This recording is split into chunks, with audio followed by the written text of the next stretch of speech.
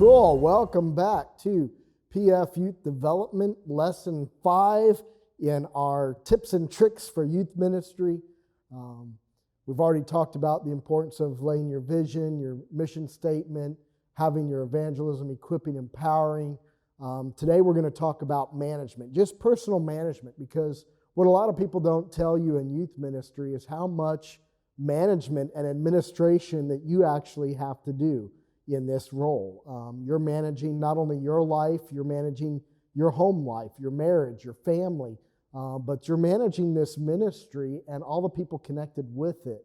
And so how do you do that? Well, that's what we're going to talk about today. We're going to talk about management. First thing we want to talk about is time management.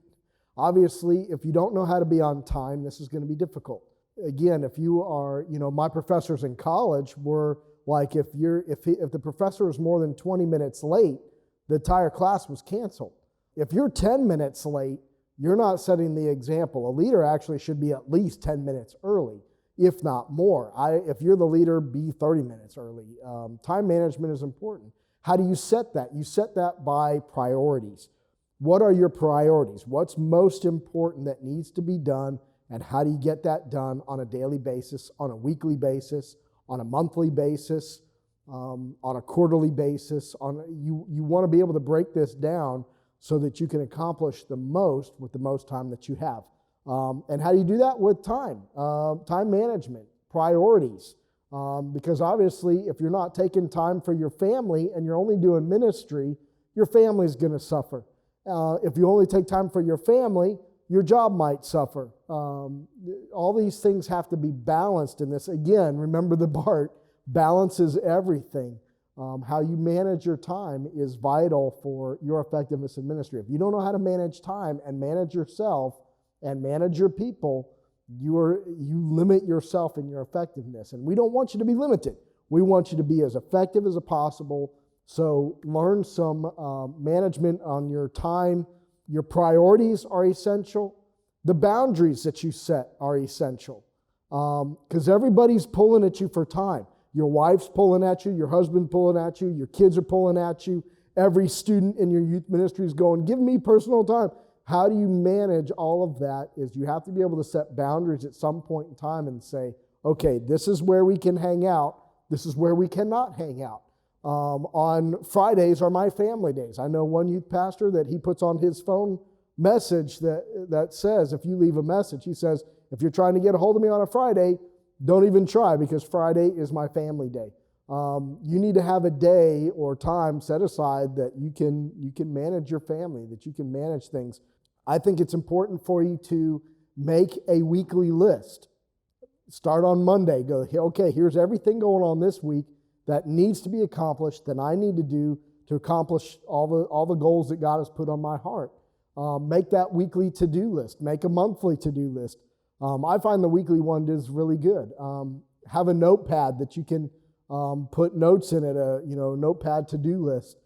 I had one pastor that made me carry around sticky notes so that wherever I went, if he said, oh, and by the way, Jeff, I need you to do this, I could pull out that pad of sticky pads and write it down, because if I didn't write it down, it didn't get done. And the problem with a lot of youth pastors in their management of everything is that they don't have all these priorities set out.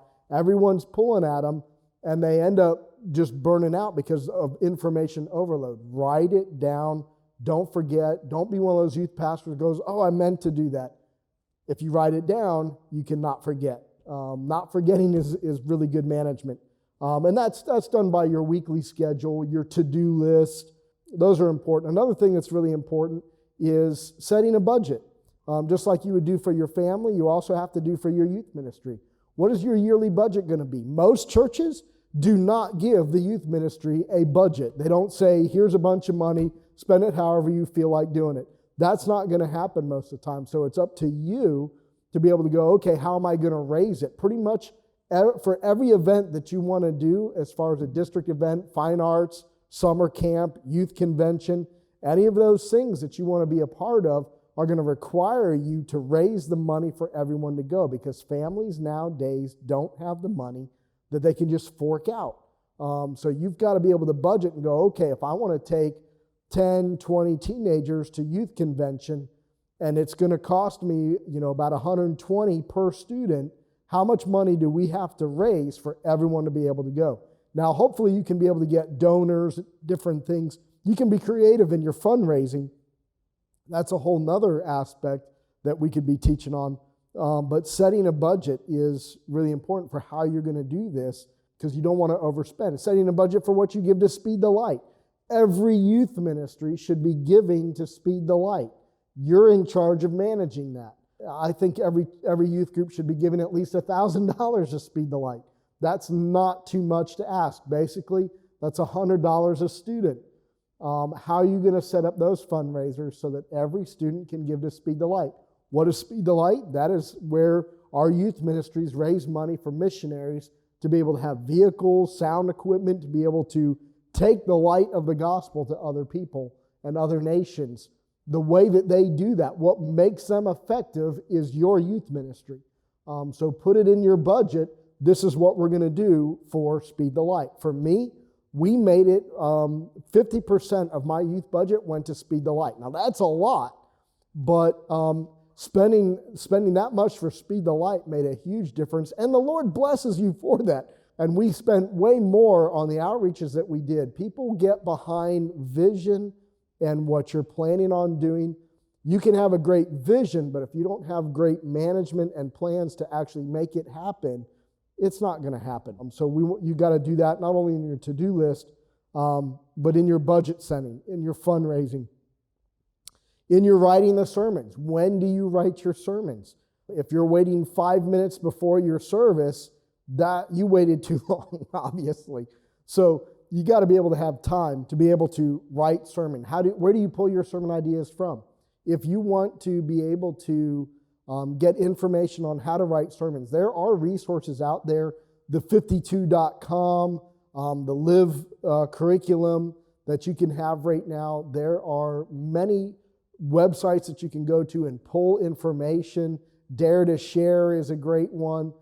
There's all these right now media. There's so many websites that we can pull youth ministry material from, adapt it to what you need, come up with good content. But how you manage that sermon prep time is up to you. And that's vitally important. I think it's a great time when you can do it at the beginning of the week, or whatever works best for you, to be able to write those sermons, know what you're going to say, plan a sermon series so that you know kind of where you're going for the next month. That makes a difference too. So you need to have a day off. You need to pick at least one day a week to have as your day that is separate from youth ministry, that hopefully you won't be disturbed on, that you can rest. You have to rest. If you don't rest, you will burn out. Another one is exercise.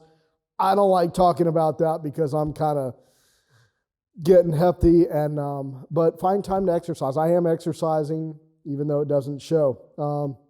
You are responsible for managing your resources.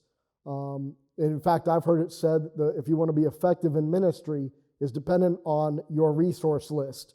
So where are you pulling ideas from? Where are you getting that?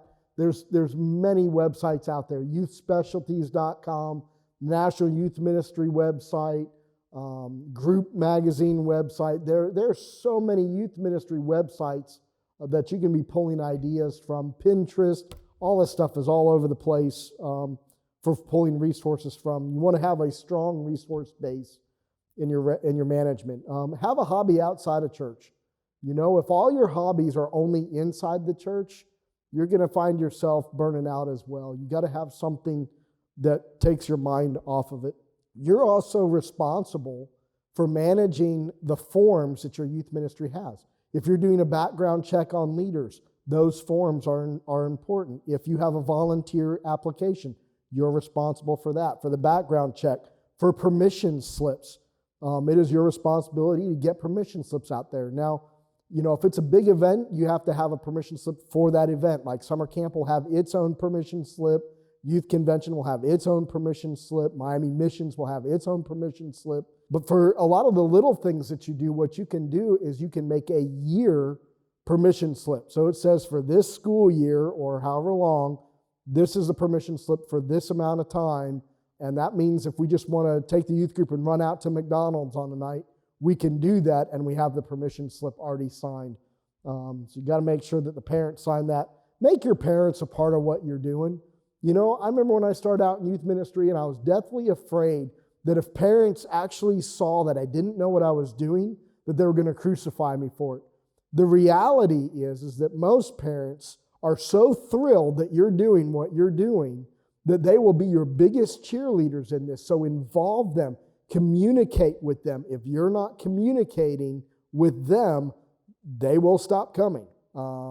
Your parents want to be a part of your ministry, so make it easy for them to do that. Another thing, just on a personal note, make sure you have an accountability partner. Make sure that you're not in this alone. Make sure you have someone outside of the church, a pastor that you can talk to, a mentor, someone that you can call and go, man, I'm facing this. I don't know how to handle this. If you don't have someone for that, please call us at PF Youth Development. We want to be there for you. You are not in this alone. How you manage your time, you're a part of this. We want to help you mentor, have someone that you can call and go, man, I'm facing this. I have a death in the family, or I'm facing this difficult problem. If you don't have this, then you are limiting yourself. If you're just doing it Lone Ranger style in ministry, you're actually going to hurt yourself in the long run. So have an accountability partner. Learn to manage yourself so that you can manage others. The Bible says in Timothy, when Paul's telling Timothy how to lead a church, he was saying, look, if you want to be a good leader, you have to be able to manage yourself and your home first. Then you can manage the house of God. So how you manage this determines a lot of your effectiveness as well. If you have any questions about this, please comment in the link below. Let this stir discussion for management, things that you need to do to manage for effectiveness in youth ministry, especially if you're bivocational. You know, you have a job that you're not paid by the ministry for. Ministry is your volunteer program. You have your need to manage yourself and time is even more crucial. And we respect that, and we applaud you for that, and we want to help you in that. So let us be a part of your journey in this and help you manage how to do the ministry. God bless.